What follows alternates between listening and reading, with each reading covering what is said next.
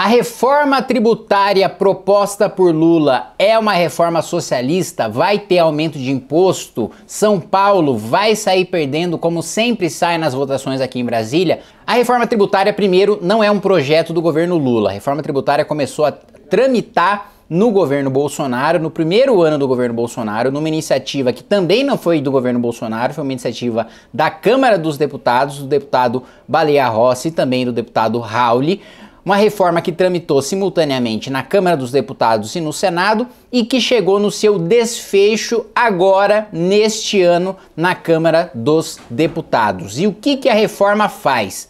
A reforma, ela adota um modelo que é adotado por 172 países, a maior parte dos países, se não todos os países desenvolvidos do mundo, que é o modelo de IVA. Então, em vez da gente ter 5 tributos diferentes, a gente vai ter um tributo só. Aí você vai falar, bom, Kim, tem uma coisa ruim nisso aí, pode até simplificar, mas vai aumentar o poder do governo federal, vai aumentar o poder do governo Lula. Não vai. E não vai por uma razão muito simples. Diversos governadores, inclusive o governador de São Paulo, Tarcísio de Freitas, trabalharam para que o Conselho Federativo... O que é o Conselho Federativo? O Conselho Federativo é aquele responsável por fiscalizar e por aplicar a reforma tributária depois que ela for aprovada, né?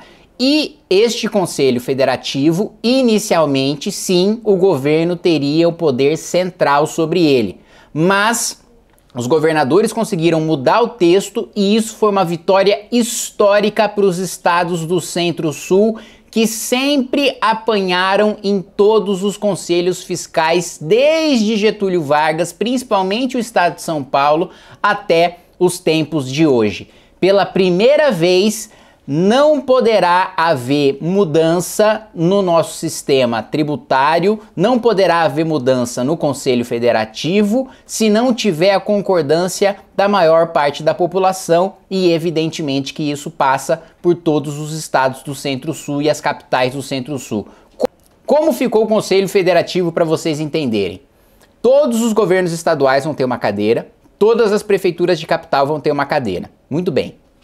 Para você ter uma mudança numa regra do Conselho Federativo, você precisa ter maioria de governadores, maioria de prefeitos de capital e mais do que isso, essa maioria de governadores e essa maioria de prefeitos de capital precisa representar a maior parte da população brasileira, ou seja, não vai mais ter mudança, não vai mais ter saque aos cofres públicos do estado de São Paulo por mudanças de resolução que tenham maioria com governadores de outros estados ou com prefeitos de outras capitais. Necessariamente, para ter qualquer mudança no Conselho Federativo, precisa ter governadores e prefeitos que representem a maior parte da população brasileira, e isso dá um peso enorme para o estado e para a cidade de São Paulo.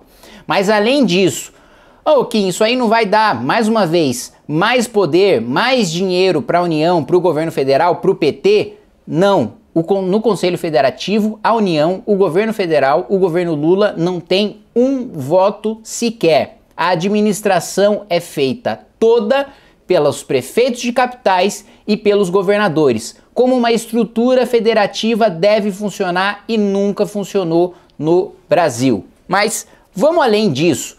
Vai ter aumento de imposto, né? A gente sabe que a Haddad a todo momento, toda oportunidade que tem, quer criar uma taxa ali, quer criar um imposto aqui. Depois de muita pressão, inclusive minha, trabalhando junto com o relator da reforma tributária, foi colocado um dispositivo que impede aumento de tributação na reforma, ou seja, vai necessariamente haver uma reorganização de setores que pagam mais para setores que pagam menos, para que todo mundo pague a mesma coisa, com exceção de serviços como saúde, educação e transportes, que são serviços, essenciais para a população e que de fato tem que ter uma alíquota diferenciada, como tem uma alíquota diferenciada no resto do mundo. Além disso, o turismo também tem uma alíquota diferenciada no resto do mundo e também por demanda e também por pressão nossa, o relator acatou a alíquota diferenciada para os serviços de turismo no imposto de valor agregado. Além disso, um dos motores da economia do nosso país, que é o agronegócio, também vai entrar na alíquota diferenciada de 50%. Além disso, vai ter uma isenção de tributação no maquinário e um aumento também no teto de isenção para o produtor rural familiar, para o pequeno produtor rural. Aquele que tem um faturamento hoje de até 2 milhões de reais e que não paga tributação, vai poder ter um faturamento de 3 milhões e 600 mil e não pagar imposto até esse teto de faturamento. Então, é uma reforma que atende aos serviços essenciais, é uma reforma que atende ao agronegócio brasileiro e é uma reforma que nos coloca no patamar de países desenvolvidos em termos de tributação. É o que a Europa faz, é o que a Nova Zelândia faz, é o que a Austrália faz. Eu sei que tem muita gente de direita batendo, mas veja, a minha formação é uma formação liberal. Eu tenho como inspiração liberais respeitadíssimos no Brasil, como o Marcos Lisboa, por exemplo, professor do INSPER, que tem um posicionamento favorável à reforma porque é o que funciona em país desenvolvido. Henrique Meirelles, né, escreveu um artigo pai do teto de gastos que foi destruído ali pelo PT, também é a favor dessa reforma e não é nenhum socialista, muito pelo contrário, é o sujeito que implementou a regra fiscal mais rigorosa e com maior credibilidade da história desse país. Então, o meu voto vai ser favorável a essa reforma tributária. Isso significa que eu concordo 100% com o texto? Não. Existe um dispositivo aqui na Câmara dos Deputados que é chamado destaque, que é quando você tira um pedaço do texto que você discorda. Um pedaço do texto que eu discordo, que eu acho assim, que não tem efeito nenhum e que é bizarro que esteja lá, é o trecho que diz que o cashback, ou seja, aquele dinheiro de imposto que o mais pobre vai pagar num produto, mas que ele vai receber de volta como programa social, como uma maneira de reduzir, né, a desigualdade, esse cashback, no texto do relatório atual, diz que vai considerar a desigualdade de raça e de gênero, né? O que não faz o menor sentido, porque o cashback diz respeito à classe social. O cashback diz respeito ao mais pobre receber o dinheiro de imposto que ele não deveria ter pago, de receber dinheiro de imposto para ele ter o maior poder de compra. Não faz a menor diferença se esse pobre ele é preto, se esse pobre ele é mulher. O que interessa é se ele é pobre, é se ele não tem condições, né, de manter o seu poder de compra pagando esse volume de tributação. Então este é um trecho que vai ser destacado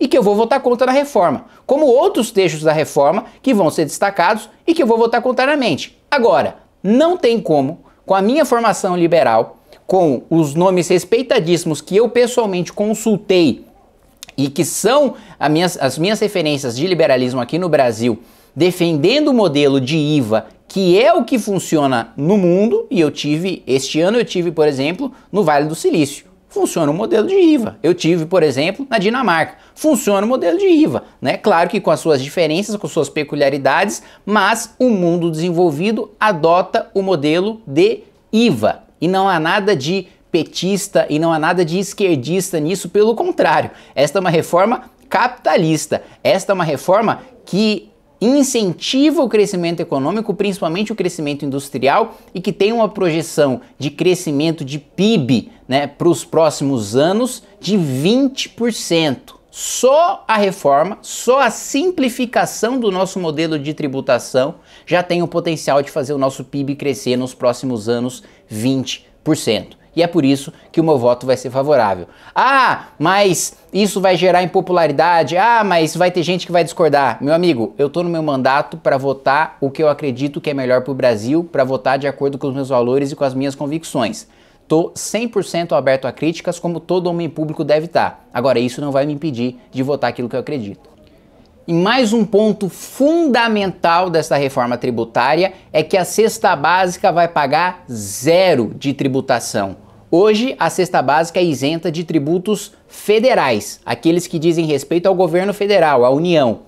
Com a reforma tributária, nenhum imposto, nenhum tributo, nem municipal, nem estadual vai poder ser cobrado da cesta básica. Ou seja, nós vamos ter um barateamento nacional em todo o país, em todos os estados e todos os municípios dos itens essenciais da cesta básica.